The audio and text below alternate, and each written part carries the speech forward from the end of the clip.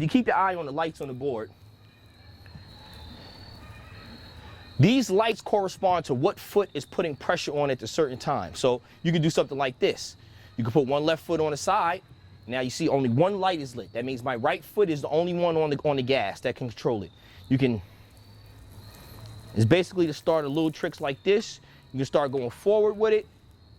This whole time, I only have one foot on this thing. If you want to alternate, place that foot back. You want to make sure your stance is sturdy so that it's not sliding under your feet. Put the right foot on there, and basically, your left foot is in control. Now, what I like to do is I like to put pressure down in here, because when you put pressure on this wheel, it actually is like a pivot, and it allows you to turn this foot a little bit better so that you can have the control that the desired effect that you want. Now, I don't recommend this for anybody that's first getting on the board, because you kind of want to get comfortable on your regular stance with 2 feet on the board before you start doing tricks. Before you know it, you could do more fancy tricks like this. 1 foot on the board, I have complete control over it. My left foot is sliding a little bit, but I am completely off the board. So when you're trying to do tricks and you're juking and you're doing your little dance and you're saucing, swagging, you get low, do the monkey.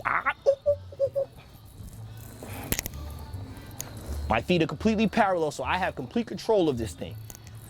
And if I need to do fancy trick, you can do the fancy trick on there.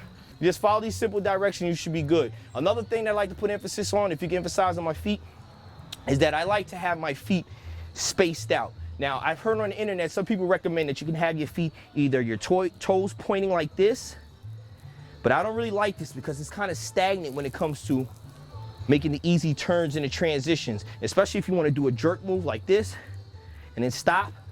Your toes are kind of, it almost feels as if you're falling off of it. What I recommend is parallel legs. You want left foot parallel, you want right foot parallel. You want them as far as wide as possible as you can get on there. So when you do stuff like this, you have complete control. You can lean forward and not fall off the thing. You can back up.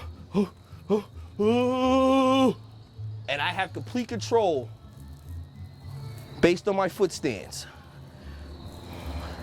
Everything else is just basically a little, I like the cha-cha. Everything else is basically in your hips if you want to turn to whip this thing around. Now, if you want to go as fast as possible, you just think fast. Go back fast.